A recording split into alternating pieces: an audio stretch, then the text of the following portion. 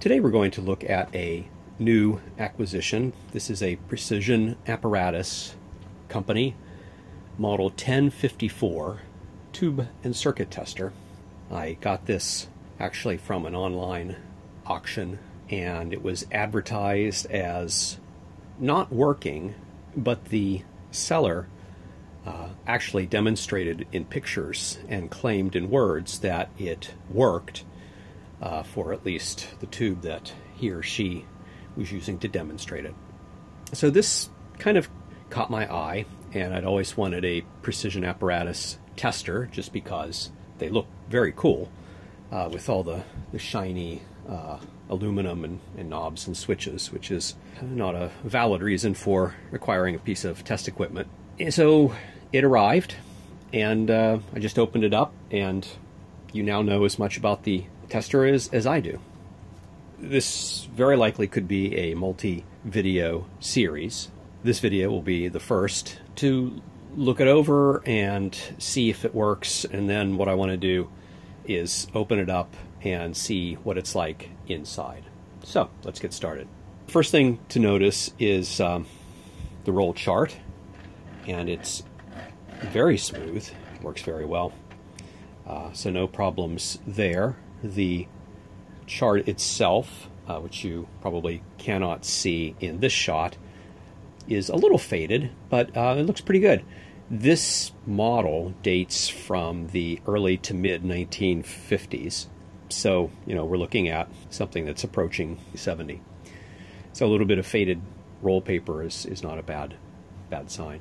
It's very likely the original cabinet. You can't see it here, but the badge with serial number and model number is affixed to the wooden cabinet. The cabinet is in decent shape, not pristine. This apparently had a VOM in it, so there are jacks here for current ranging from 60 microamps up to 12 amps, which is very impressive, and a voltmeter here, which is this goes up to, I guess, 1200 volts, and then there's a 6000 volt AC set of switches which are empty. Okay, there's nothing in there. And this was advertised in the auction as having the card that goes in there, so this would go under there. And you can see it's just a voltage divider with some extraordinarily high value, well, maybe not extraordinarily high, but very high value resistors, 48 megs, 2 megs, 2 megs. So we will check those out later on and see if there's an obvious reason why that was removed. The levers look good. The return lever looks good. The buttons here for selecting the different voltage, resistance, and current values look good. They feel very solid. And then there are the selection switches up here, which all seem good. Potentiometer, another switch, and the line adjust feels like a rheostat. Feels very, very good as well. The tube sockets themselves look like they haven't been used for a while. Probably can't see the dust on there, but there's a fair amount of dust that just came out of that tube socket. And very interestingly, notice that this is a VOM down here, but if you, let me set this up a little bit, if one looks at the meter, there are no graduations for resistance or current or voltage. And actually, if you look closely, this says Precision Series 612 on the meter, but this is a model 1054. So at some point in the past, someone has replaced probably a damaged meter on this, and they've done it with whatever meter they had available. Probably they cannibalized a non-functioning 612 tester and replaced it on here. So it will be very interesting to open this up and see what's inside. Normally, if I was testing out an old piece of electronics, I would not just cavalierly plug it in and fire it up and see if it works. You don't ever want to tempt fate, especially when you don't know what's inside on a very old piece of electronics. But in this case, because the buyer was very highly rated and showed pictures that this did function to at least some level, I'm inclined to plug it in and test it out. Again, I do not recommend doing that in general.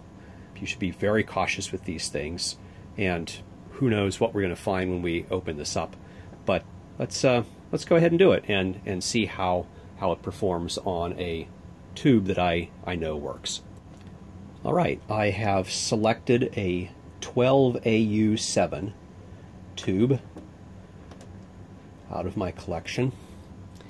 I know that this tube works because it has worked in vacuum tube voltmeter circuits.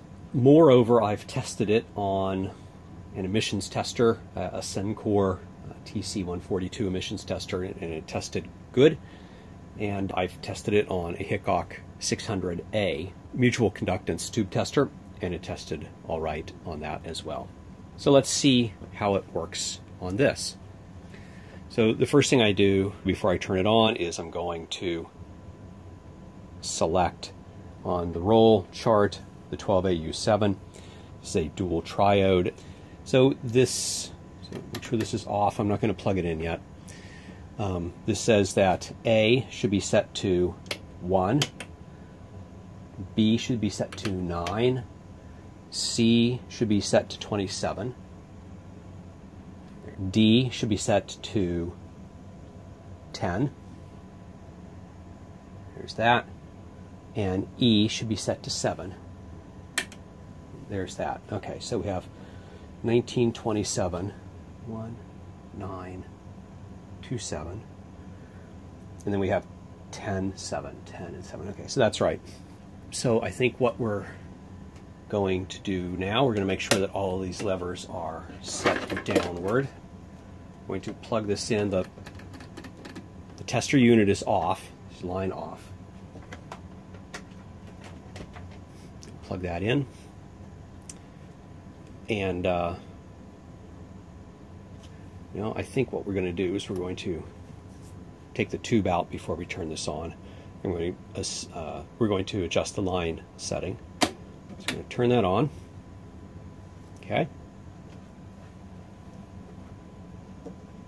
And you're going to have to take my word for it. The line adjustment is not quite right. So I'm going to adjust this so that that is right in the middle. Okay. I'm going to plug the tube in now and let it warm up.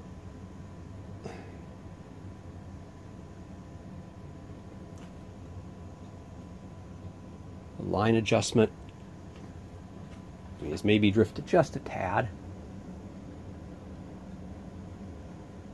Okay, we're splitting hairs here.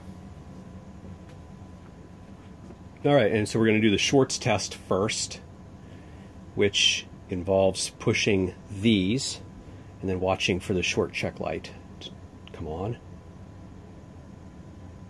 All right, am I doing anything stupid? I don't think so. So we're going to press this button, nothing, nothing, flash, but nothing. 4 comes on, but according to the roller, it should come on with 4, 5, and 9. So 4 is on, that's good. 5 is on, is good. Nothing on 6, nothing on 7, I'm sorry, nothing on 8. 9 is on, which it should be. 10, 11, and 12. All right. So that's passes the Schwartz test. That's good. And then now we're going to move on to the emissions. So there, everything should be under the normal range, all of these levers, except Y should be on 1, and Z should be on 2. So W and X should all not be thrown, but Y and Z should be on 1 and 2 respectively. Okay, and then what we're going to do, we're going to push the meter and read what it says here. And look at that. The meter switches over into the good range. And it looks like it is reading somewhere around 78 or 79 out of 100. So call it 78%. And that's one triode. So we turn these to normal. And then go for, interestingly, the line adjust moved a little bit. So we're now going to go over here to the second triode, and that would be Y should be 6 and Z should be 7. Okay, we're going to press this again. And again, it tests good, and it's maybe a little less strong. That's reading definitely 78, maybe a little bit lower out of 100. But you know, you can't really be quantitative about this. We adjusted the line adjustment midway into that measurement. So to first order, this appears to work. I'm going to turn this off now because I don't know what the inside looks like and I don't want to tempt fate. So next I'm going to turn this off, and let's open this up and see what we see inside. I've taken the screws out. One thing that I thought would be interesting to look at before we open up the cover and look inside and see what we're dealing with was to look at this high voltage, the 6 kilovolt card, which is just looks to be just a simple voltage divider with these very large, here's two 48 meg resistors, 2 megs, and then what looks like an 800K resistor. These are likely wire wound resistors. Say that 3 times fast. And what I suspect happened was that for the high voltage sampling, that you just looked at the voltage dropped across one or more of these. So these look like these are solder pads. Here the wire's been clipped off. So let's just look and see what these measure. My normal bench meter measures up to 50 mega ohms, and so it should be within range of the 48 mega ohms. But I thought, because we're looking at vintage electronics, that it might be kind of fun to measure the resistance of these very high value resistors using a vacuum tube voltmeter. So the first thing that we're going to do is we're going to clip the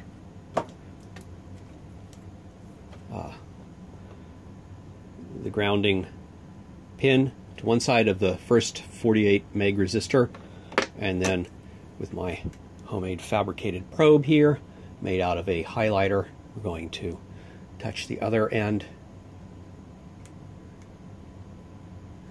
And it helps if you take the vacuum tube voltmeter off of AC and you put it onto ohms. All right, there's the adjustment.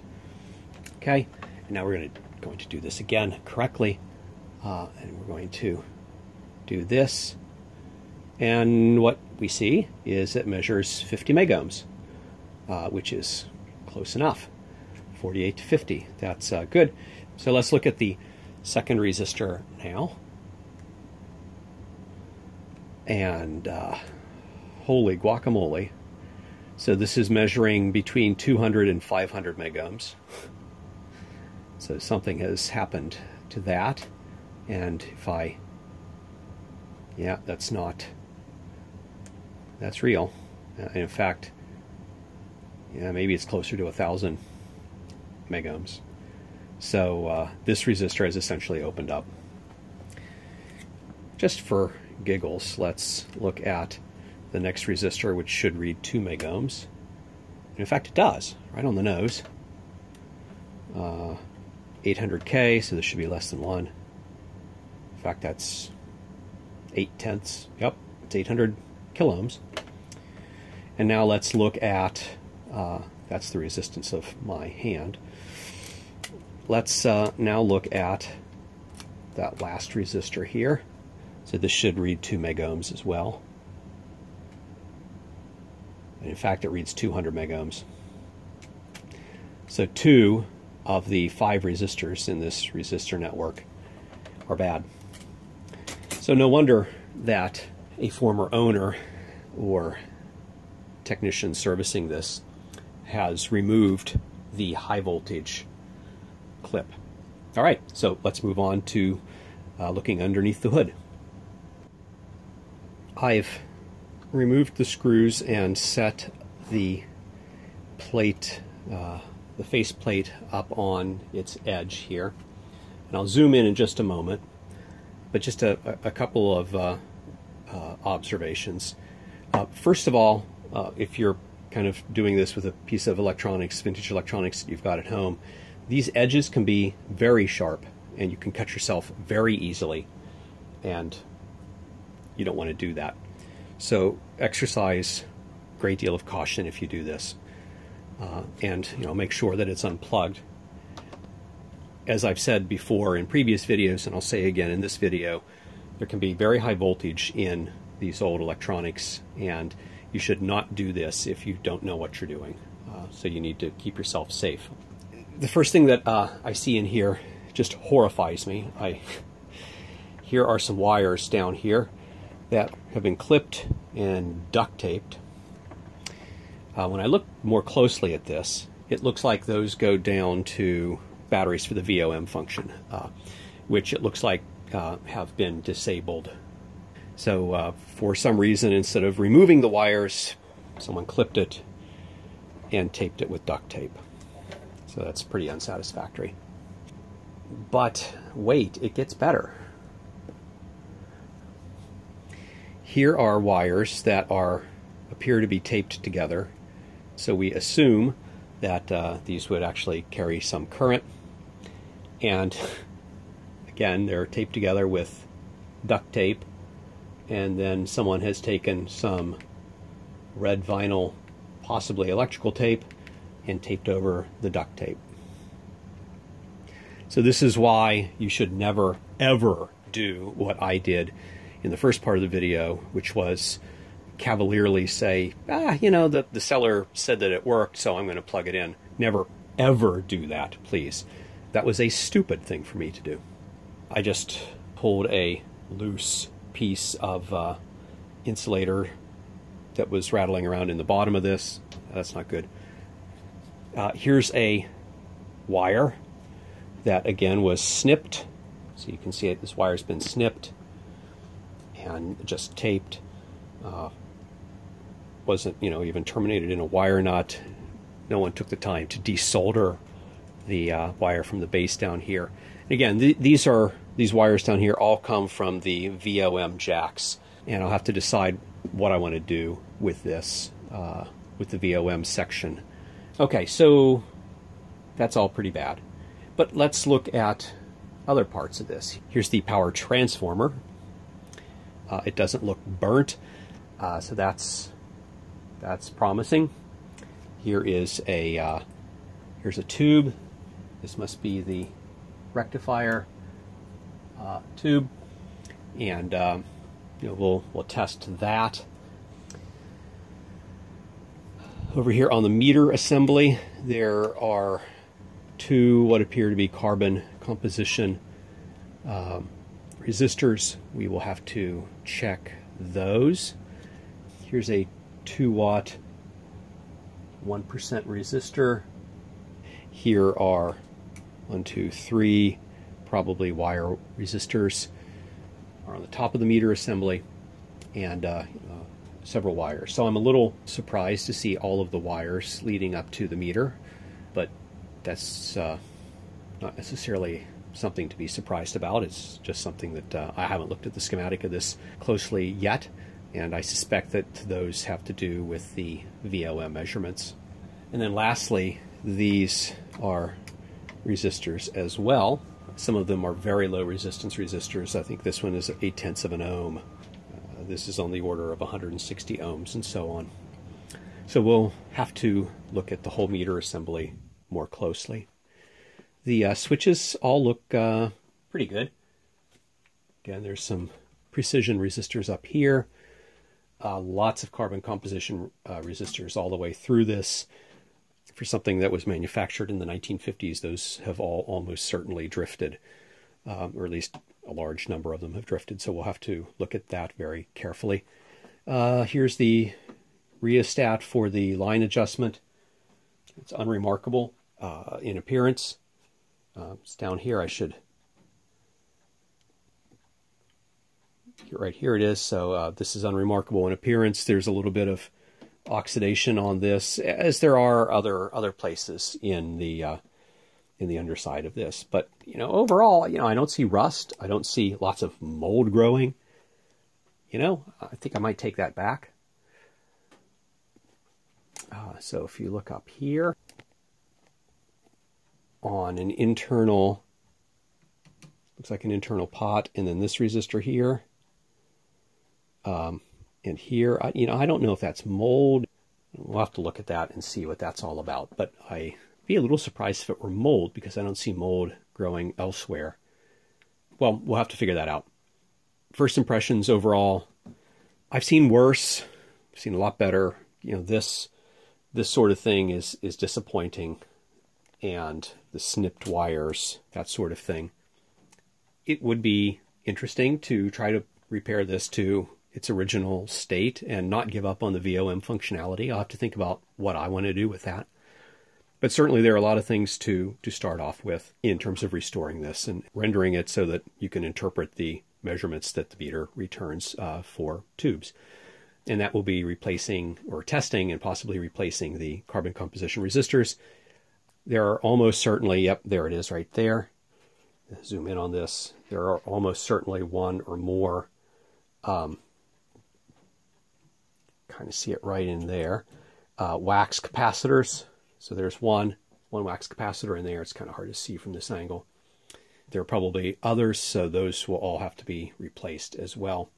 And so this will be great. This will be several hours for me to go through and try to improve this and get it back to its original functional state, at least as far as being an emissions tester is concerned. We'll see what I want to do about the VOM capability. It could be fun. I hope you've found this video interesting. I think this will be the first of a few videos. If you've liked this, please give it a big thumbs up below. As always, thanks for watching.